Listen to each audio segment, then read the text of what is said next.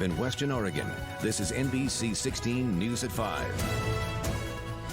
I think I'm doing very well, but we're going to make sure that things work out. The First Lady is doing very well.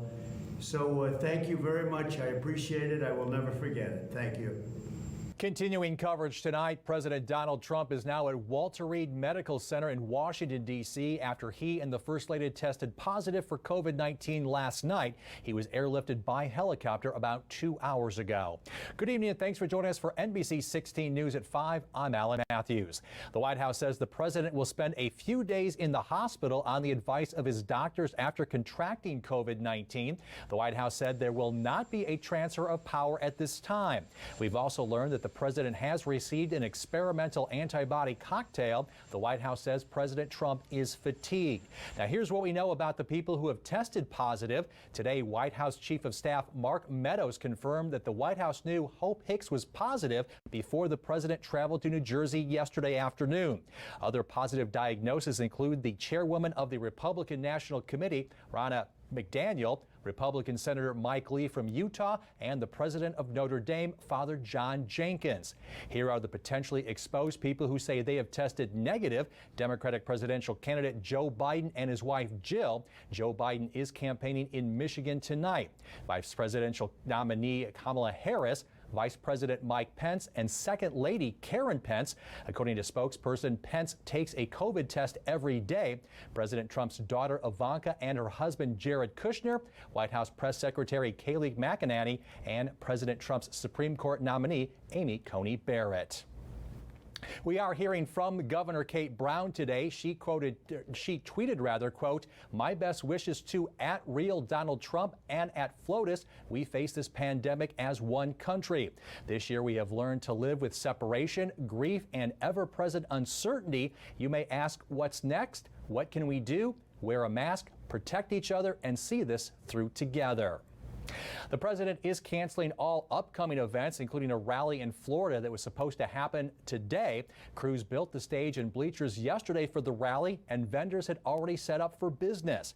20,000 people were expected to attend. It's unclear if this rally will be canceled or rescheduled for a later date. It's also unclear how the president's diagnosis will impact his re-election campaign. President Trump is 74 years old and has a high BMI. Both factors put him at a higher risk of developing complications. So here's what would happen if the president is unable to fulfill his duties. Vice President Mike Pence would step in. Then if Pence is unable to serve, House Speaker Nancy Pelosi is next in the line of succession. The president still remains in office, just with his powers divested to whomever assumes the role. Now, we asked our viewers on Facebook, are you concerned that President Trump testing positive for COVID-19 will impact the outcome of the November election? Make sure to head over to our Facebook page at KMTR News. We want to know what you think. Of course, NBC 16 News will continue to bring you the latest developments on President Trump, the First Lady, and other lawmakers. When we are not on air, head over to our website at NBC16.com. While continuing coverage on the coronavirus pandemic here in Oregon, Governor Kate Brown announced Benton and Clatsop County has been added to the county watch list.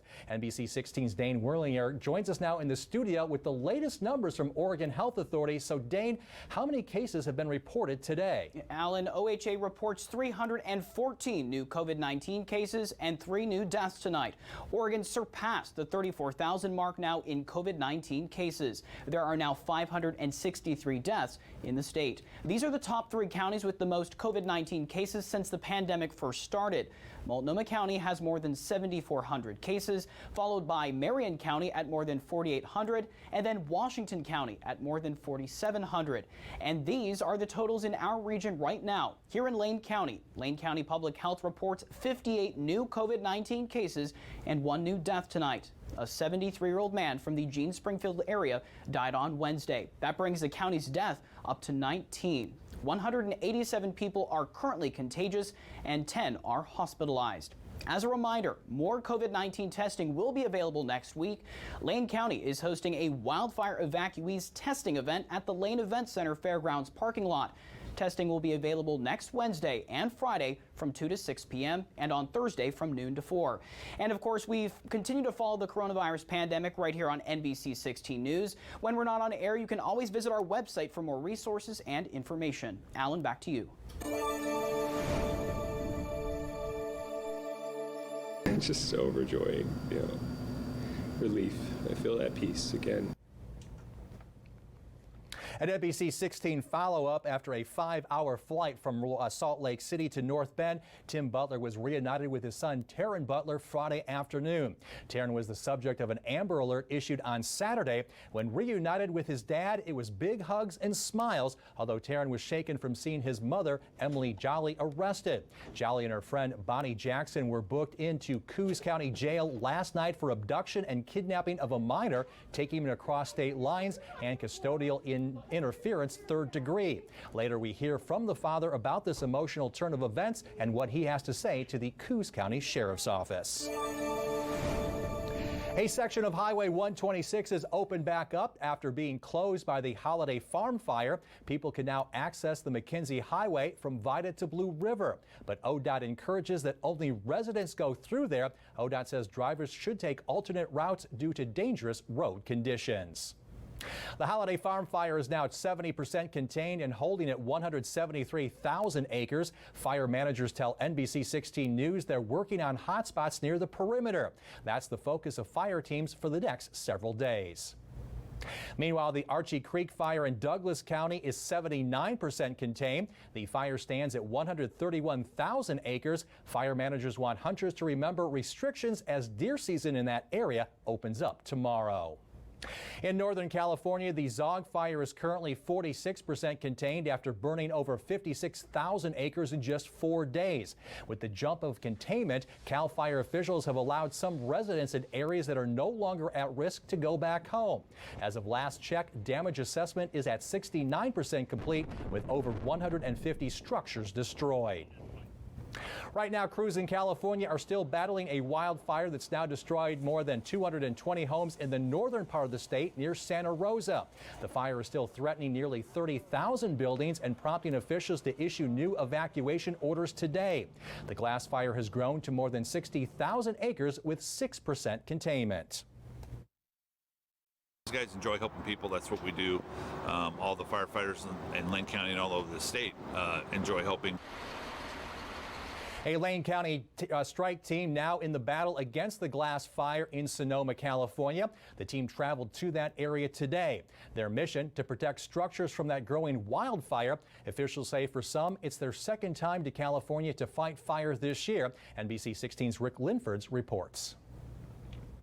22 Lane County firefighters now in the fight in California. The task force assembled and departed with 5 engines from the Goshen fire station before dawn Friday morning. Lane Fire Defense Chief Chad Minter says they're prepared for an intense deployment. You always expect the most extreme fire behavior and are ready for it, but hopefully, they're starting to get a handle on some of those fires. They've just been working a long time, a lot of hours, and just need some relief. But they've had some pretty extreme fire behavior, so they're going to be prepared for that and ready to go. This deployment is expected to last a total of 16 days, though it could be extended or shortened at any time. This has been a busy fire season for Lane County firefighters, as they've already made a trip to California earlier this year and battled the Holiday Farm fire along the McKenzie River.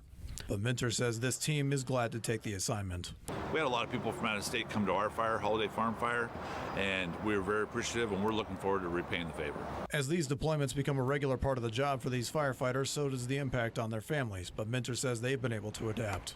It's a lot easier nowadays with cell phones, be able to call home, those kind of things. It makes it a lot easier. It used to be you left for 14 days and you were in the dark the whole time. A total of 6 task forces from Oregon are fighting wildfires in California. Reporting in Eugene, I'm Rick Linfords. Minter says even with this deployment, local communities are covered for fire emergencies. A total of 5 task forces from Oregon are fighting those new wildfires in California. Well, the air quality has declined over the last few days, but cooler temperatures are in store this weekend. NBC 16's Genevieve Melzer joins us now with the details. So how are we looking for the upcoming weekend? Well, thanks, Alan. Yes, we've been seeing warmer temperatures all week long, temperatures in the 80s. We hit a high today of 81, but that is going to be changing into this weekend. I want to tell you a little bit about air quality because we are seeing that smoke and haze kind of still hover over our region, and that's that's due to those California wildfires. So that's why we are seeing these dots, which were green earlier this week, now turn to yellow, meaning moderate air quality. So if you are part of one of those hazardous or unhealthy groups, you have respiratory problems, wear an N95 mask. So yes, air quality is declining, but we will be seeing that smoke exit, which is a great thing. Slightly colder weekend. We have been seeing temperatures in the 80s, but we are seeing that cool down this weekend. Back to you, Alan. All right, thanks a lot. Well, new information tonight is the city of Springfield hired an investigator to look into the protest that happened in Thurston in July. Rick Brazil is a longtime California police officer and has reviewed several major incidents, including the riots in Ferguson, Missouri. Springfield Police Chief Richard Lewis said, quote, "The Springfield Police Department will fully cooperate with all aspects of this investigation.